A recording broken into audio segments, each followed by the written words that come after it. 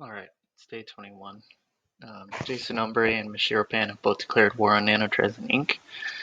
If I could push north, I could start feeding off of him and start growing again, potentially. I've sent Chief Kanaas has given me 2 levels of manufacturing and some cash since he's going out. So that was very nice of him. Mashiropan is also taking bites out of Chief Kanaas now. The Donut Federation is starting to move forces up my way. I sent a message to him saying that basically I have no intention of being a threat to him, that I have other things to worry about.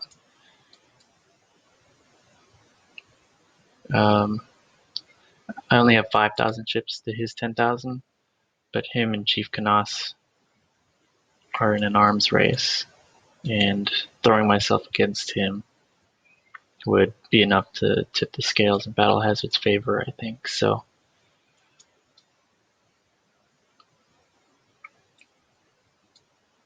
maybe that'll be enough to keep him at bay.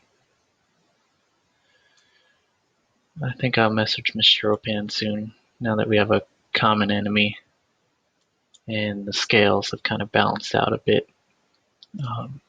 I could see him being less aggressive in the future.